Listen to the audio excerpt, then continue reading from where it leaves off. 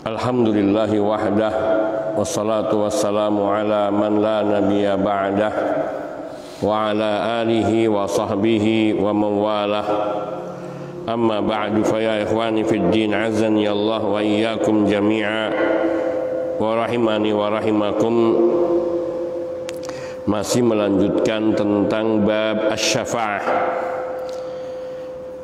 yakni tafsir pada firman Allah Subhanahu wa taala surat Al-Baqarah ayat 252, yakni firman Allah tabaraka wa taala, man dalladzi yashfa'u 'indahu illa bi'idnih. Ini adalah ayat ketiga dari bab ini, yaitu bab asy-syafa'ah.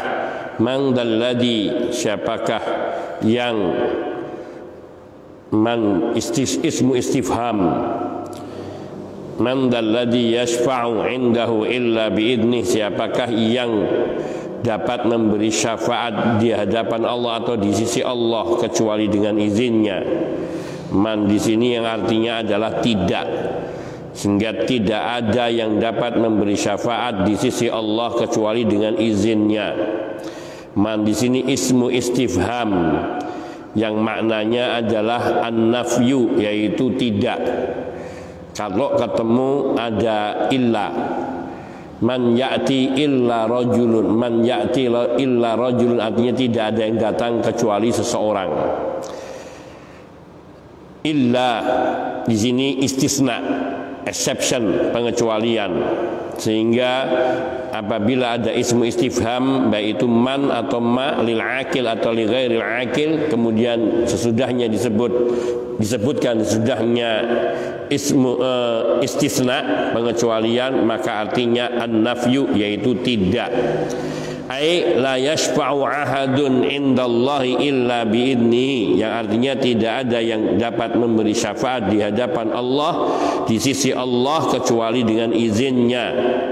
Za hal taj'alu da isman mausulan kama qala Ibnu Malik fil Alfiyah, aw la tasih an takuna isman mausulan huna liwujudil ismil mausul alladhi.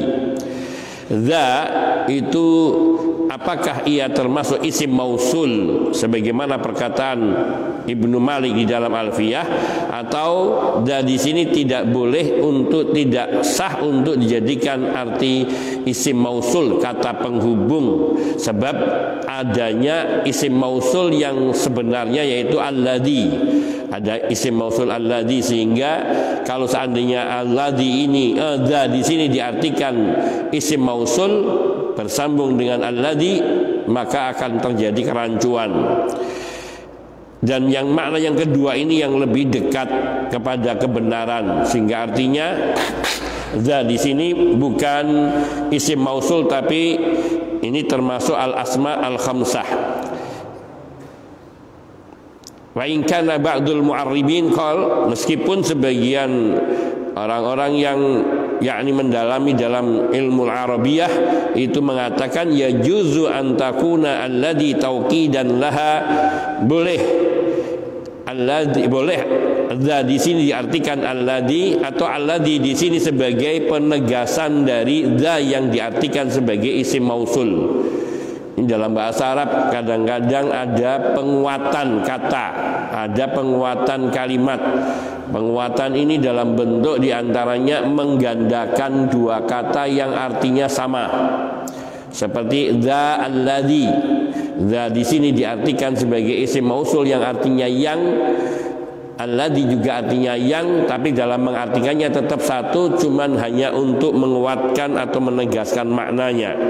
Wastahih, yang benar, anna zahuna imma murakkabah ma'a man ay zaidah litawkid, wa ayyan kana al-i'rab fal ma'na annahu la ahadun yashfa' indallah illa biidnillah. Yang benar di dalam mengartikan dza di sini, bahwa dza di sini itu murakkabatun ma'a man, ia tersusun dengan kata man yang sebelumnya, bukan manilladzi, mandalladzi, atau ia adalah sebagai tambahan imbuhan dari kata manda litaukid, yang tujuannya adalah untuk menguatkan Wa ayyan kana al-i'rab, apapun i'rabnya atau bagaimanapun kita mengi'rabkan kata za, fal maknanya atau makna daripada ayat ini tidak berubah tetap, yaitu man dalladzi yashfa'u indahu illa biidnih, artinya la ahadun yashfa'u indallahi illa biidnillah, tidak ada kecuali dengan izin Allah Subhanahu wa taala. Wa sabaqa anna an-nafya idza jaa fi siyaqil istifham fa innahu yakunu mudamminan makna at-tahaddi. Dan telah diterangkan di dalam yakni ilmu nahwi bahwa kata nafyu, an-nafya, kata kalimat negatif atau kata penolakan, kata negatif, idza jaa fi siyaqil istifham, bila dikatakan dinyatakan dengan kata pertanyaan, istifham man di sini, man artinya yang tidak, fa innahu yakunu mudminan makna tahaddi, maka man di sini atau kalimat di sini mengindikasikan arti tantangan atau secara implisit mengandung arti tantangan. Artinya man dalladzi yashfa'u indahu illa bi, siapa yang bisa memberi syafaat di hadapan Allah kalau bukan dengan izinnya. Nah, ini tantangan maknanya. Jadi kalau pengecualian dengan ismul istifham maka akan berarti tantangan. Ai idza kana ahadun yashfa' bighairi idnillah fa'ti bihi, atau artinya apabila ada seseorang yang bisa memberi syafaat dengan tanpa izin Allah, silahkan datangkan yang bisa memberi syafaat tersebut. Ini maknanya. Sehingga kalau dalam bahasa kita man dalladzi yashfa'u indahu illa bi'idni, silahkan datangkan seseorang yang bisa memberi syafaat dengan tanpa izin Allah. Indahu dharafu makan, indahu artinya dharaf makan, keterangan tempat. Wa huwa subhanahu fil ulu, dan yang di sini dimaksudkan adalah Allah Subhanahu wa taala yang berada di tempat yang maha tinggi, fil ulu. Fala yashfa'u ahadun indahu walau kana muqarraban, tidak ada seorang pun yang dapat memberikan syafaat di sisi Allah. Wa huwa indahu artinya di sisi Allah yang maha tinggi. Walau kana muqarraban, meskipun termasuk makhluk-makhluk yang didekatkan kedudukannya di sisi Allah atau dekat dengan Allah. Kal malaikatil muqarrabin, seperti para malaikat al-muqarrabun. Illa biidnihi al-kauni, kecuali dengan izin Allah yang berkaitan dengan ketetapan takdir yang telah Allah tetapkan bagi makhluknya al-kauni. Illa biidnihi al-kauni. Wal idnu la yakunu illa ba'da ridha, dan izin dari Allah di sini tidak akan terjadi kecuali setelah Allah ridha. Ini man dalladzi yashfa'u indahu illa biidni. Maka afadatil ayat ini memberikan faidah makna annau yushtaratu lisyafa'ati idnullahi, yushtaratu syafa'ati idnullahi fiha likamali sultanihi jalla wa'ala, bahwa sungguhnya dipersyaratkan untuk memberi syafaat, yaitu dengan izin Allah pada pemberian syafaat tersebut. Hal ini untuk menunjukkan kesempurnaan Allah Azza wa Jalla di dalam kekuasaannya. Di kamali sultani, kesempurnaan kekuasaan Allah Jalla wa'ala. Allah zat yang maha sempurna dalam kekuasaannya lah yang berhak menentukan siapa yang boleh memberi syafaat dan siapa yang tidak boleh memberi syafaat dengan izin Allah Subhanahu wa taala. Sehingga tidak bisa seseorang pun sedekat apapun dia dengan Allah Tidak mungkin ia dapat memberi syafaat kecuali dengan izin dari Allah Subhanahu wa taala. Itu pun dia tidak, sekiranya diizinkan oleh Allah, itu pun dia tidak bisa memberikan syafaat kepada siapa yang dia kehendaki, namun ia hanya bisa memberi syafaat dengan yakni ketentuan ridho dari Allah Subhanahu wa taala siapa-siapa yang boleh disyafaati. Maka di sini kita melihat para nabi dan para rasul yang kedudukan mereka mulia di sisi Allah Subhanahu wa taala, namun mereka tidak dapat memberikan syafaat bagi orang tua mereka yang kafir. Nabiullah Ibrahim alaihissalam dan juga nabi-nabi yang lainnya, ataupun nabi kita Muhammad sallallahu alaihi wasallam, beliau pun tidak mampu untuk memberi syafaat kepada kedua orang tuanya. Bahkan pamannya pun hanya bisa memberi syafaat beliau untuk pamannya pada tingkatan memohonkan keringanan siksa dan bukan membebaskan dari siksa. Ini karena yang berhak memberikan syafaat hanyalah Allah Subhanahu wa taala, atau mengizinkan siapa yang bisa memberi syafaat kepada siapa yang diridhoi oleh Allah Subhanahu wa taala. Fa innahu kullama kamula sultanul maliki fa innahu la ahadun yatakallamu indahu walau kana bi khairin illa ba'da idnihi. Di sini diperumpamakan ataupun diilustrasikan kekuasaan Allah Subhanahu wa taala yang maha sempurna ini, yang tidak ridho untuk seseorang memberi syafaat kecuali dengan izinnya, yaitu seperti penguasa, raja. Maka setiap kali semakin sempurna kekuasaan seorang raja, maka sungguhnya ia tidak ada seorang pun yang boleh berbicara di hadapan sang raja meskipun dengan perkataan-perkataan yang baik, kecuali setelah diizinkan. Semakin raja itu berkuasa dan semakin sempurna berkuasa, maka tidak ada seorang pun yang berani berbicara di hadapan raja kecuali dengan izinnya, meskipun hendak mengatakan perkataan yang baik. Maknanya ketika seorang raja semakin tinggi wibawanya dan semakin besar kekuasaannya, sehingga ia ditakuti oleh seluruh rakyatnya, dan bahkan pejabat-pejabatnya pun tidak berani berbicara di hadapannya kecuali setelah diizinkan, setelah diperkenankan.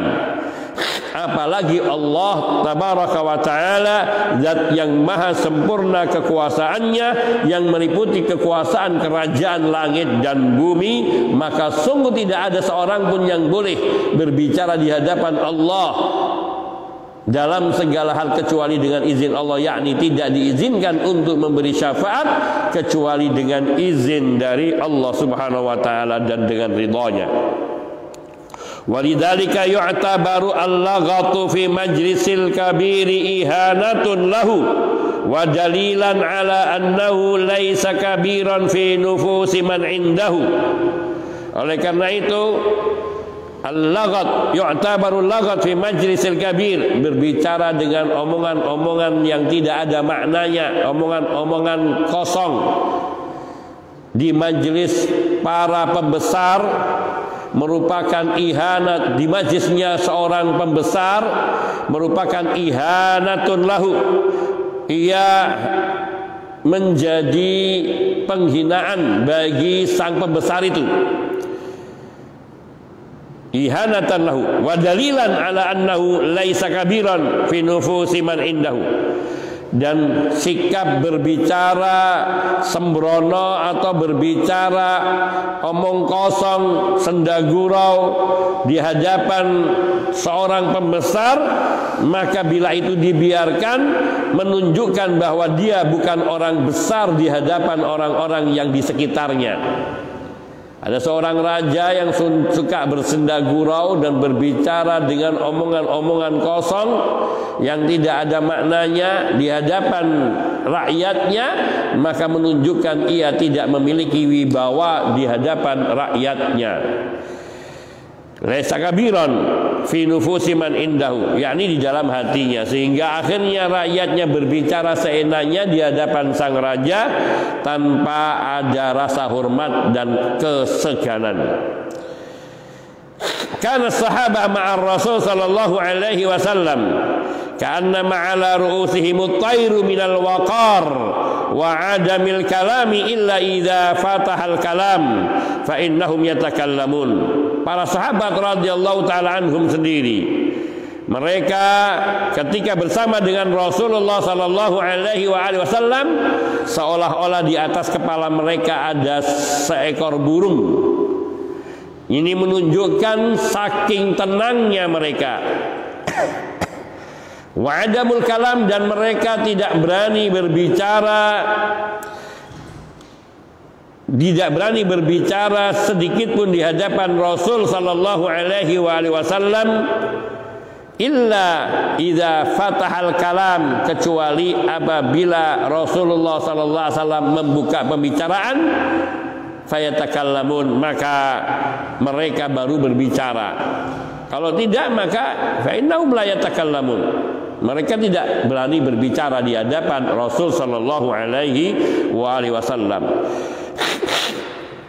Ini faidah yang besar dari ayat ini. Yakni yang pertama berkaitan dengan tidak ada seorang pun yang bisa memberi syafaat di hadapan Allah kecuali setelah diizinkan oleh Allah Subhanahu wa taala.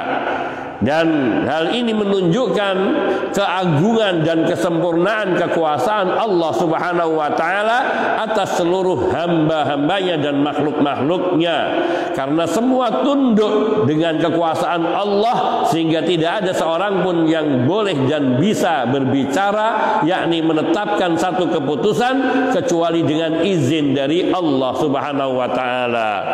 Sehingga mereka orang-orang yang mau memberikan syafaat kepada siapa yang dia kehendaki tidak bisa. Yang bisa adalah bila Allah mengizinkan orang itu untuk memberi syafaat, dan hanya kepada siapa yang diridhoi oleh Allah Subhanahu wa taala. Sebagaimana halnya Nabi sallallahu alaihi wasallam, beliau pernah meminta kepada Allah untuk memberi syafaat kepada ibundanya, yaitu mendoakannya. Namun Allah Subhanahu wa taala tidak mengizinkan, dan Nabi pun ridha dengan ketetapan Allah tabaraka wa taala. Kemudian firman Allah Subhanahu wa taala, yakni dalil yang keempat dari firman Allah surat An-Najm ayat 26. Allah tabaraka wa ta'ala berfirman, wa kam min malakin fis samawati la tughni syafa'atuhum syai'an illa min ba'di an ya'zana Allahu liman yasha'u wa yarda. Wa kam min malakin fis samawati, betapa banyaknya malaikat di langit.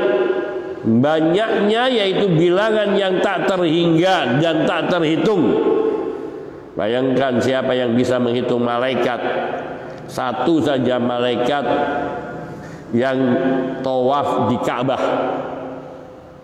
Allah Subhanahu wa taala, Rasulullah sallallahu alaihi wasallam, beliau menceritakan di langit yang ketujuh itu ada Al-Baitul Ma'mur, yaitu Ka'bahnya penduduk langit. Setiap hari entah dari kapan mulainya, selalu ada 70.000 malaikat yang tawaf. Bukan persoalan 70.000 malaikatnya, tetapi malaikat yang tawaf di situ hanya sekali seumur dunia ini. Maknanya mereka yang datang tawaf panjang hari dan beribadah, ruku, sujud, tasbih, memuji Allah di hadapan Al-Baitul Ma'mur sepanjang satu hari. Setelah itu mereka keluar, 70.000 ini keluar, disusul dengan 70.000 malaikat yang lainnya yang baru datang. Yang 70.000 malaikat berikut, yang pertama pergi tidak akan pernah kembali lagi sampai kiamat. Jadi mereka tawaf dan berdoa ataupun bertasbih kepada Allah di Baitul Ma'mur hanya sekali seumur dunia. Dan itu terjadi setiap hari, ada 70.000 malaikat yang tawaf berkeliling di Baitul Ma'mur dan berzikir serta bertasbih serta ruku dan selanjutnya dan sujud di situ kepada Allah Subhanahu wa taala. Maka betapa banyaknya jumlah malaikat. Berapa umur bumi ini dari sejak umur dunia ini, dari sejak malaikat itu telah datang dan bertawaf di sana. Ratusan atau ribuan atau ratusan tahun atau mungkin jutaan tahun, hanya Allah Tabaraka wa Ta'ala yang tahu. Dan itu dikalikan 70.000, dikalikan 360 hari. Iya, karena itu tahun. Kalau 1 juta tahun saja dikalikan 365 hari, dikalikan 70.000 malaikat. Itu hanya mereka yang baru bekerja, artinya bertugas hanya datang tawaf. Wa kam min malakin fis samawati, betapa banyaknya malaikat di langit-langit. La tughni syafa'atuhum syai'an, yang syafaat mereka, pertolongan mereka sama sekali tidak berguna, tidak bermanfaat, sedikit pun tidak berguna, tidak bermanfaat, illa min ba'di ayya'zanallah, kecuali setelah Allah mengizinkannya, yaitu kecuali setelah Allah mengizinkan para malaikat itu untuk beri syafaat. Itu pun liman yasha'u wa yarda, hanya dibolehkan syafaat itu untuk diberikan kepada orang yang Allah kehendaki dan Allah ridhoi. Maknanya para malaikat ini minta izin kepada Allah untuk diberi syafaat, dan mereka tidak bisa beri syafaat sebelum diizinkan oleh Allah. Setelah Allah mengizinkan, mereka tidak bisa sembarangan memberi syafaat kepada siapa yang mereka kehendaki, namun hanya boleh memberi syafaat kepada siapa yang Allah kehendaki dan Allah ridhoi. Ini makna ayat ini. Uraian dari ayat ini, wa kam min malakin, kata kam di sini khabariyah litaktsir. Ini khabariyah litaktsir. Wal makna, artinya ma aktsaral malaikata alladzina fis sama, betapa banyaknya para malaikat yang mereka tinggal di langit.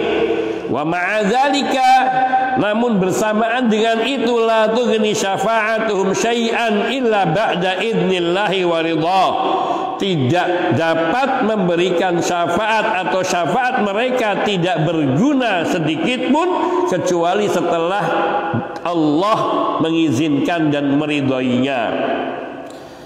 Ini wa kam mim malakin. Kata-kata kam itu mestinya artinya berapa untuk kata tanya. Tapi di sini bukan kam lil istifham, tapi kam lil khabariyah. Kata kam yang tujuannya bukan untuk bertanya, tapi untuk memberitahukan. Maka berarti litakfir, khabariyah litakfir, pemberitahuan akan banyaknya. Sehingga kata kam mim malakin, betapa banyak para malaikat atau sangat banyak para malaikat. Kam min malakin fis sama wa kam min malakin fis samawati, yakni alladzina fis sama, malaikat-malaikat yang tinggal di langit. Ini baru tadi yang mereka tawaf di Baitul Ma'mur saja. Belum lagi yang mereka ada di setiap langit, di setiap saf langit, yang mereka hanya ruku, sujud, tasbih kepada Allah Subhanahu wa taala, sampai-sampai Nabi mengatakan attatis sama'u wa hiya wa tahiqqu laha an ta'itta. Langit merintih dan patut bagi langit untuk merintih. Kenapa? Karena beban yang begitu besar, karena tidak ada sejengkal pun di bagian langit itu, melainkan di situ ada malaikat yang ia selalu bertasbih, memuji Allah Subhanahu wa taala, mengagungkannya, menyucikannya. Tidak sejengkal pun, padahal kita bisa duduk sampai dalam berapa jarak itu di bumi. Ini langit tidak ada sejengkal, melainkan di situ ada malaikat. Jaraknya cuma hanya sejengkal, mereka malaikat yang terus bertasbih, bersujud, berrukuk kepada Allah Subhanahu wa taala di setiap saf langitnya. Allahu Akbar. Dan semua malaikat itu tidak ada satupun dari mereka yang dapat memberikan syafaat bagi seseorang di hadapan Allah Subhanahu wa taala. La tughni syafa'atuhum syai'a illa ba'da idnillahi wa ridha. Yani illa min ba'di an ya'dzana Allahu liman yasha'u wa yarda, kecuali setelah Allah memberikan izin kepada mereka atau kepada siapa yang Allah kehendaki dan Allah ridhai. Maka di sini asy-syafa'ah lisy-syafa'ati syartani. Bagi syafaat itu ada dua syarat. Kedua syarat itu adalah, yang pertama al-iznu minallah, adanya izin dari Allah bagi orang yang mau memberi syafaat. Berdasarkan firman Allah, illa mim ba'di ayyadzanallahu. Ayyadzanallah yakni Allah mengizinkan. Ini pertama, harus dengan izin Allah Subhanahu wa taala. Ridahu. Kemudian yang kedua wa yarda, yaitu ridallahi, ridahu ani syafi'i wal masyfu'i lahum, keridhaan Allah bagi orang yang mau memberi syafaat dan kepada orang, dan juga keridhaan Allah kepada orang yang mau diberi syafaat. Jadi ada dua keridhaan Allah di sini. Ridhaan Allah kepada yang mau memberi syafaat dan keridhaan Allah kepada siapa yang akan diberi syafaat. Hal ini berdasarkan firman Allah Subhanahu wa taala liqaulihi wa yarda.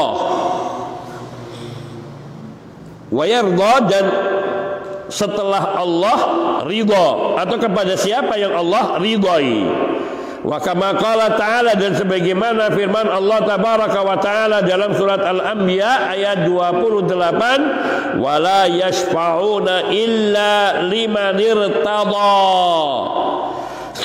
Dan mereka para pemberi syafaat itu baik dari kalangan para malaikat maupun yang lainnya, terutama di sini bagi para malaikat, wala yashfa'un, mereka semua tidak dapat memberikan syafaat illa liman irtada, kecuali kepada siapa yang diridhai oleh Allah Subhanahu wa taala. Kecuali kepada siapa yang diridhai oleh Allah Subhanahu wa taala untuk diberi syafaatnya. Fala budda min idnihi ta'ala wa ridahu 'ani syafi'i wal masyfu'i lahu illa fit takhfifi 'an Abi Thalib. Wa qad sabaqa dzalika. Maka di sini harus adanya izin dari Allah Subhanahu wa taala dan keridhaan dari Allah Subhanahu wa taala terhadap yang akan memberi syafaat dan kepada yang akan diberi syafaat. Illa fit tahfif, kecuali di dalam memohon keringanan azab. Illa fit takhfif, yaitu an Abi Thalib, Nabi memohonkan keringanan azab bagi Abu Thalib. Dan ini pun sesungguhnya tidak terjadi kecuali dengan izin Allah Subhanahu wa taala. Dan tidak mungkin Allah mengizinkan nabinya untuk memberi syafaat kepada pamannya dengan memohonkan keringanan, kecuali dengan izin dan ridha dari Allah Subhanahu wa taala. Yaitu sisi keridhaan Allah karena pamannya telah memberikan perlindungan dan pertolongan kepada Nabi sallallahu alaihi wasallam selama beliau berdakwah menyeru agama Allah ini kepada umat manusia semuanya. Dan telah ada penjelasan yang panjang lebar mengenai hal ini di awal pembahasan. tentang syafaat. Wa hadhil ayatu fi siyaqi bayani butlani uluhiyatil Lata wal Uzza. Ayat ini, wa kam min malakin fis samawati la tughni syafa'atuhum syai'an illa min ba'di an ya'dzana Allahu liman yasha'u wa yarda. Ayat ini adalah ayat yang diungkapkan, dinyatakan untuk menerangkan kebatilan ketuhanan Lata dan Uzza, yaitu hak penyembahan kepada Lata dan Uzza ini dibatalkan oleh Allah.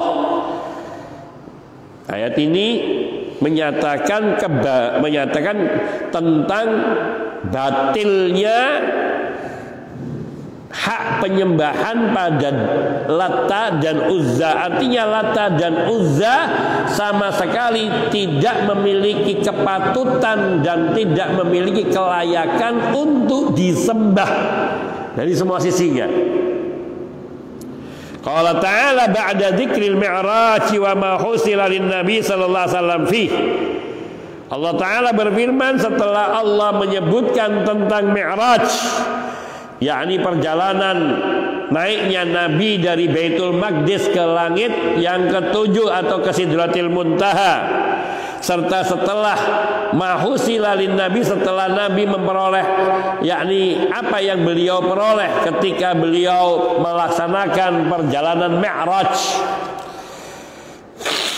yaitu firman Allah Subhanahu wa taala yang menyatakan laqad ra'a min ayati rabbihil kubra. Dan sungguh Nabi sallallahu alaihi wasallam telah melihat sebagian dari tanda-tanda kekuasaan dan kebesaran Rabb-Nya yang maha besar, yang sangat besar, tanda-tanda kebesaran keagungan Allah yang sangat besar, yang paling besar. Itu pun hanya sebagian, min yang berarti litaba'id, yang menunjukkan arti sebagian. Ai al-alamatud dallatu alaihi azza wa jalla fa kaifa bi subhanahu. Yakni setelah Nabi sallallahu alaihi wasallam melihat sebagian dari tanda-tanda yang menunjukkan akan kebesaran Allah, makhluknya saja yang diciptakan oleh Allah saja di Sidratil Muntaha, sebuah pohon yang besar beraneka warna dan penuh dengan keindahan yang menakjubkan. Itu makhluk Allah yang sedemikian indah dan sempurnanya. Lalu bagaimana dengan zat Allah Subhanahu wa taala itu sendiri? Tentu lebih agung dan lebih maha besar dan maha indah dari apa yang diciptakannya. Fahuwa akbar wa a'zam. Maka dia Allah yang paling besar dan paling agung, sehingga tidak ada sesuatu pun di alam jagat raya ini yang melebihi dari keagungan atau menyamai keagungan dan keindahan Allah Subhanahu wa taala. Bahkan tidak setetes pun dari semua yang ada di alam semesta ini, tidak ada setetes pun yang bisa menyamai Allah Subhanahu wa taala. Suatu perbandingan yang tak terhingga, yang jauh, sehingga seluruh alam semesta ini hanya ibaratnya satu butir debu dibandingkan dengan kekuasaan dan kemahabesaran Allah Tabaraka wa taala. Kemudian Allah Subhanahu wa taala berfirman pada ayat 19 dan ayat 20 dari surat An-Najm. Setelah Allah menyatakan bahwa Nabi sallallahu alaihi wasallam telah melihat sebagian dari tanda-tanda kekuasaan dan kebesaran Allah, yang kekuasaan dan kebesaran Allah, tanda-tanda itu adalah tanda-tanda paling besar. Kemudian Allah berfirman, afara'aitumul Lata wal Uzza, maka bagaimanakah menurut kamu tentang Al-Lata dan Al-Uzza, wa manata tsalitsatal ukhra, dan yang ketiganya yang lain yaitu Tuhan Manat atau patung Al-Manata. Wa hadza istifhamun litahqir. Di sini Allah ingin bertanya untuk menghinakan. Kata tanya untuk menghinakan. Bagaimana menurut kalian tentang Lata dan Uzza serta yang ketiga lainnya adalah mana? Apakah dapat menciptakan seperti yang Allah ciptakan? Apakah mereka ini yang kalian sembah-sembah ini dapat menciptakan seperti keagungan yang Allah ciptakan? Allah menciptakan hal-hal yang begitu agung dan sempurna di alam ini. Ini belum lagi kita melihat surga dan Sidratil Muntaha. Maka sungguh tidak mengherankan Nabi Shallallahu Alaihi Wasallam sangat tidak menginginkan dunia karena beliau telah melihat surga. Bagaimana tidak menginginkan surga? Bagaimana beliau menginginkan dunia sementara beliau telah melihat surga? Satu perbandingan, ibarat dunia ini adalah kotoran, maka surga itu adalah permata berlian yang tak terkalahkan keindahannya. Satu perumpamaan yang sangat hina yang Rasul SAW perumpamakan terhadap dunia, yaitu dunia ini hanya semisal seperti apa yang dimakan oleh seseorang, kemudian lihatlah jadinya apa ia, hanya kotoran, tinja. Atau Nabi membuat perumpamaan bahwa bumi dunia ini sekiranya ia bisa sama dengan sayap seekor nyamuk, sayap seekor lalat. Satu sayap seekor lalat, satu seekor sayap nyamuk, bukan lalat, satu sayap seekor nyamuk. Itu satu sayapnya, bukan dua. Satu sayapnya dari seekor nyamuk. Seandainya dunia dan seluruh isinya itu sama nilainya dengan satu sayap seekor nyamuk, niscaya Allah akan memberikan minum kepada orang kafir. Tidak akan memberikan minum kepada seorang kafir. Karena ini lebih hina. Karena ini lebih hina, maka Allah beri. Seandainya nilainya sama saja dengan satu sayap dari seekor nyamuk, Allah tidak akan memberi. Tapi karena ini lebih hina, maka Allah beri minum. Masaka kafiran. Kalau kanatid dunya ta'dilu janaha ba'udatin masaka kafiran. La ilaha illallah. Betapa hinanya dunia ini. Maka pantaslah kalau Nabi tidak menginginkan dunia, karena beliau telah melihat perbandingan yang sedemikian dahsyatnya, keindahan surga, melihat Sidratil Muntaha dengan segala kemegahan dan keindahannya. Maka kemudian Allah jatuhkan Tuhan-Tuhan yang selain Allah itu, yang disembah-sembah oleh manusia itu, dengan Allah mengatakan afara'aitumul Lata wal Uzza wa manata tsalitsatal ukhra. Maka bagaimana menurut kamu sekarang? Kalau kamu bandingkan dengan apa yang telah dilihat oleh Nabi, disaksikan oleh Nabi dari tanda-tanda kebesaran dan kekuasaan Allah, bagaimana menurut kalian tentang Lata, Uzza dan Manah? Tiga Tuhan yang kalian agung-agungkan ini. Apa yang dapat mereka perbuat dengan alam semesta? Apakah pernah mereka membuat langit dan bumi dan seluruh indahannya? Kalau sekarang kita tanyakan lagi kepada orang-orang yang mengagung-agungkan manusia di dunia ini, yang sekarang ini, yang dia datangi berbondong-bondong, dia mintai ludahnya, sungguh mereka hina, telah menempatkan orang-orang yang tidak patut tanpa dalil untuk dimuliakan dan bahkan dipertuhankan, yang telah dilarang oleh Allah Subhanahu wa taala. Ini penghinaan, istifham litahqir, kata tanya dari Allah bukan untuk bertanya tapi untuk menghinakan. Fa ba'da an dzakarallahu hadhihi al-'azamata qala, setelah Allah menyebutkan tentang keagungan dan kebesaran Allah yang sedemikian ini, maka Allah berfirman, yaitu di dalam surat An-Najm ayat 19-20 ini, akhbiruni, beritahukan kepadaku, an hadhihi Lata wal Uzza ma'adhamataha. Beritahukan kepadaku tentang Lata dan Uzza, seberapa besar kebesarannya, seperti apa kebesaran dari Lata Uzza ini. Ada ghayatun fit tahqir. Ini adalah penghinaan yang klimaks, yang sampai pada klimaksnya, titik kulminasi penghinaan Allah terhadap Lata, Uzza, Manat yang selalu diagung-agungkan. Dan ini juga kepada semua yang diagung-agungkan.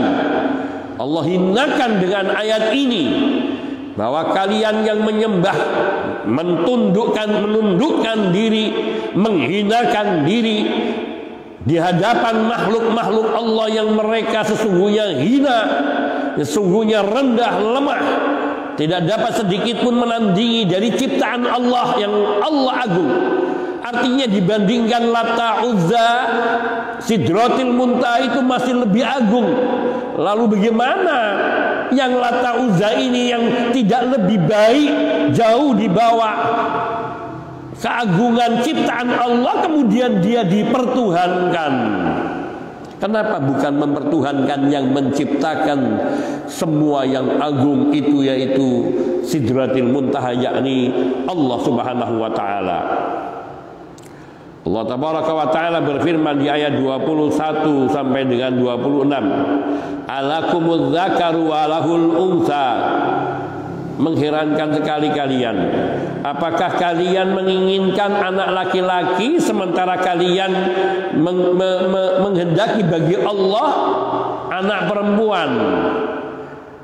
Mereka kalau mendengar ada anak yang lahir dari mereka perempuan, wajahnya berubah, marah, karena menahan emosi, tidak suka, benci. Tapi kemudian mereka menganggap Allah punya anak perempuan. Lata, Uzza, Manat itu dianggapnya anak-anak perempuan Allah. Atau mereka juga menganggap malaikat-malaikat itu juga anak-anak perempuan Allah. Maka Allah hinakan dengan pertanyaan, alakumuz zakaru wa lahul unsa. Apakah kalian patut bagi kalian menginginkan anak laki-laki, kemudian kalian menisbatkan anak-anak perempuan kepada Allah? Tilka idzan qismatun diza. Itu satu pembagian yang tidak adil, yang tidak patut, tidak adil. Kalian menginginkan untuk diri kalian anak laki-laki, kalian hina orang-orang yang punya anak perempuan, kemudian kalian menisbatkan anak perempuan bagi Allah Azza wa Jalla. In hiya illa asma'un sammaituha antum wa aba'ukum ma anzalallahu biha min sultan. Sesungguhnya Lata, Uzza, Manat dan tuhan-tuhan perempuan yang kalian sembah itu hanyalah nama-nama yang kalian buat-buat belaka. Kalian dan nenek moyang kalian yang membuatnya, yang Allah tidak pernah menurunkan satu bukti pun dari firman-Nya. Ma anzalallahu biha min sultan, yang tidak satu pun Allah turunkan bukti kebenaran dari pengakuan mereka itu. Iyattabi'una illa dhann. Sesungguhnya mereka hanya mengikuti prasangka belaka. Tidak ada yang mereka ikuti selain hanya prasangka belaka. Manusia itu suka berprasangka, suka mengira-ngira. Wa ma tahwal anfus, dan kalian itu tidak mengikuti selain hawa nafsu. Wa ma tahwal anfus, apa yang diinginkan oleh diri kalian, nafsu kalian. Jadi orang-orang yang beragama yang tidak berdalil seperti ini, ia hanya mengikuti hawa nafsu dan prasangka belaka. Akal pikiran dan hawa nafsu yang itu semua dorongan-dorongan yang buruk dari dirinya. Sementara para nabi, para rasul, mereka hanya menyampaikan apa yang diterima dari Allah. Wa ma'alaika illal balagul mubin. Kewajiban kamu hanya menyampaikan dengan terang, nyata, jelas. Maknanya tidak ada hak bagi Nabi Shallallahu Alaihi Wasallam untuk menetapkan satu perkara dalam agama ini, baik halal haram maupun penetapan ibadah. Satu misal saja, ketika Nabi Shallallahu Alaihi Wasallam mengharamkan madu untuk dirinya, bukan untuk umat, karena ingin mencari keridhaan istri-istri Nabi yang saat itu mereka cemburu kepada Nabi karena terlalu lama di Maria Qibtiyah, yang saat itu diberi karunia putra Nabiullah, yakni dikatakan Nabiullah kita diturunkan putra, seorang putra yang beliau beri nama Ibrahim. Maka beliau suka berlama-lama di Maria Qibtiyah sebelum berkunjung ke istri-istri yang lainnya dan menetap menginap di jatah istri yang mendapat bagian nginapnya Nabi.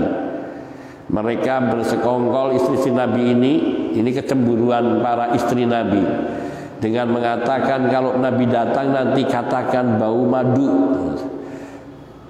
Sampai akhirnya Nabi tahu bahwa Nabi sedang dikeroyok sama istrinya. Mereka cemburu karena Nabi suka minum madu yang disuguhkan oleh Maria Qibtiyah.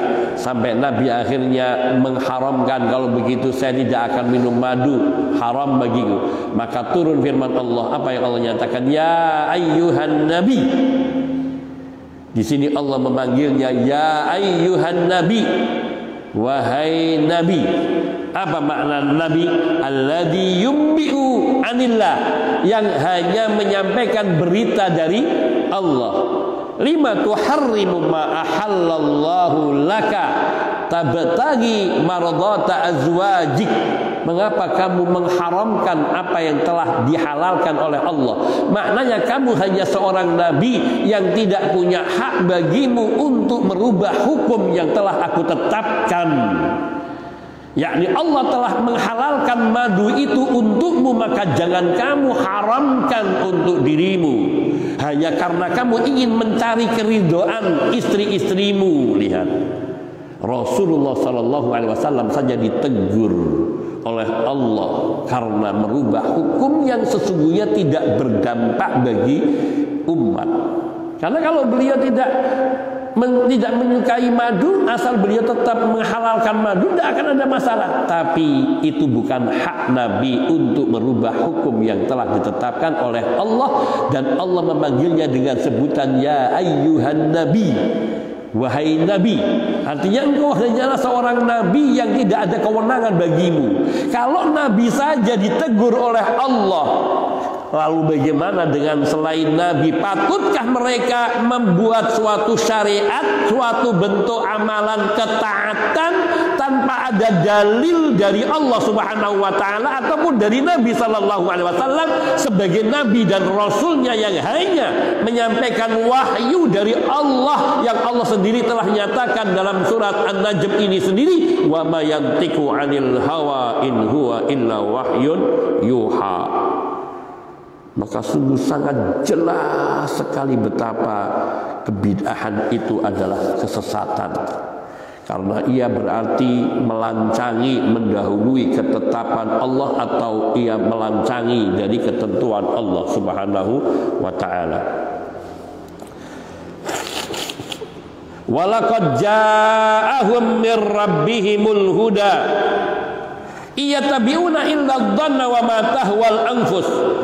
Yang mereka ikuti menyembah berhala-berhala ini, Latta, Uzza, Manat, ini hanyalah nama-nama yang kalian dan bapak-bapak kalian buat-buat, yang tidak ada, yang Allah tidak menurunkan keterangan sedikit pun mengenai nama-nama itu.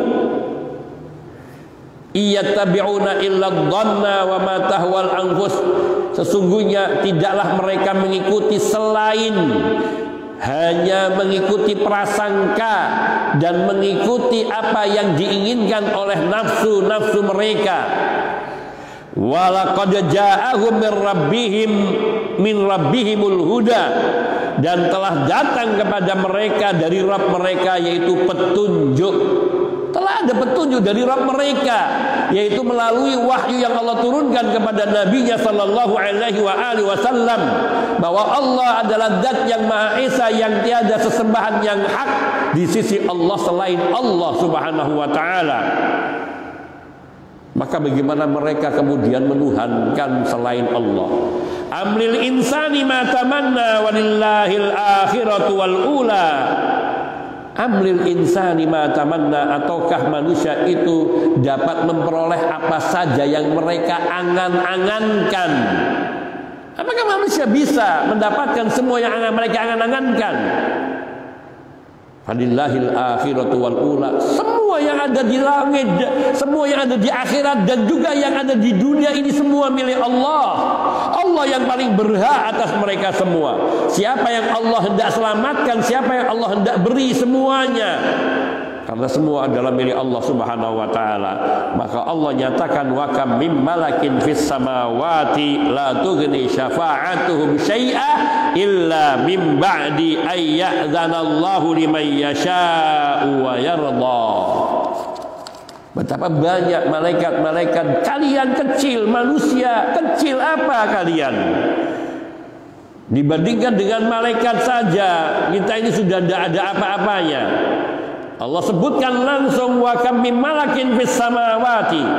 Betapa banyaknya malaikat-malaikat yang tinggal di setiap langit-langit yang ada. La tughni syafa'atum syai'an, yang syafaat mereka, pertolongan mereka sedikit pun tidak berguna, tidak bermanfaat bagi mereka.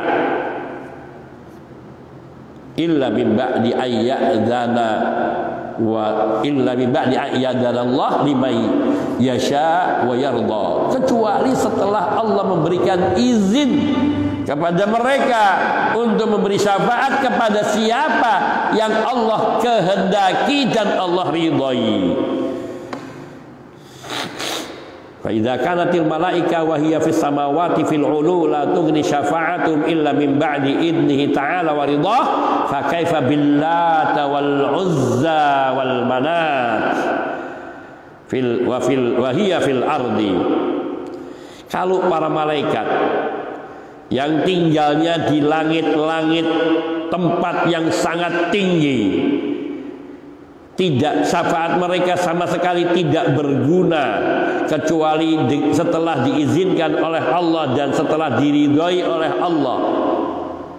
Lalu bagaimana menurut pandanganmu mengenai Latta, Uzza, yang semuanya itu tidak tinggal selain di bumi, tidak bisa naik ke atas?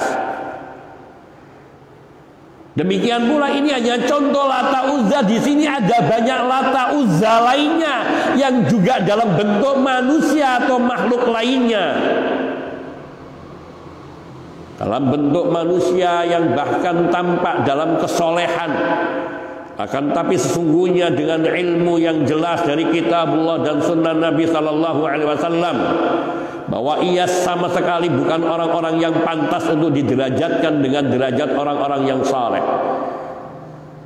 Sungguh Allah Maha Tinggi untuk disejajarkan dengan makhluk-makhluknya yang hina. Kalaulah Latta Uzza, kalaulah malaikat-malaikat yang di langit tidak berhak, maka bagaimana dengan Latta Uzza yang ada di bumi ini dalam segala bentuknya dan ragamnya? Maka sama saja semua selain Allah Subhanahu wa taala tidak ada yang berhak memberikan syafaat di hadapan Allah, yaitu minta syafaat kepada Allah untuk mereka yang ingin beri syafaat, kecuali setelah Allah mengizinkan mereka kepada siapa yang Allah kehendaki dan Allah ridhoi. Mereka misal telah diizinkan untuk memberi syafaat, tapi ketika mereka hendak memberikan syafaat kepada seseorang, ketika orang itu tidak dikehendaki dan tidak diridhoi oleh Allah, maka tidak akan terjadi pula. Walihada qala, oleh karena itu Allah berfirman, wa kam mim malakin fis samawati, betapa banyak malaikat-malaikat yang tinggal di langit-langit yang tinggi. Ma'annal malaikata takunu fis samawati wa fil ardi, padahal malaikat itu ada yang tinggal di langit dan ada yang tinggal di bumi. menunjukkan yang paling tinggi derajat malaikat yang paling dekat dengan Allah saja. Mereka tidak memiliki kuasa apapun untuk bisa memberi syafaat kecuali setelah diizinkan oleh Allah. Bagaimana dengan Lata Uzza yang bukan malaikat, yang cuma tinggalnya di bumi?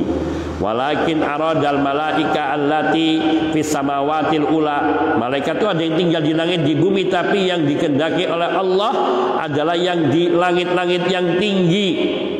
Wa hiya indallah subhanahu wa ta'ala, dan ia dekat dengan Allah subhanahu wa ta'ala tinggalnya malaikat-malaikat ini.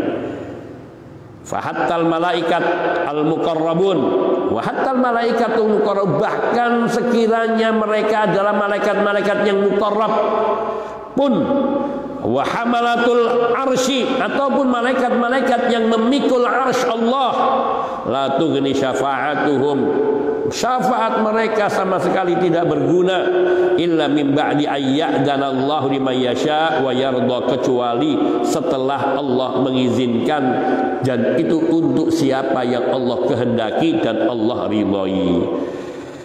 Sampai di sini jelas sekali tentang kekuasaan Allah, dan bahwa syafaat adalah merupakan gambaran yang jelas untuk menerangkan siapa yang berhak untuk diibadahi di dunia ini, langit dan bumi, hanya Allah subhanahu wa ta'ala. Wa naktafi bihada wa sallallahu wa sallam ala nabiyyina Muhammadin wa alihi wa sahbihi ajma'in walhamdulillahi rabbil alamin. Subhanakallahumma bihamdika asyhadu an la ilaha illa anta astaghfiruka wa atubu ilaik. Assalamualaikum warahmatullahi wabarakatuh.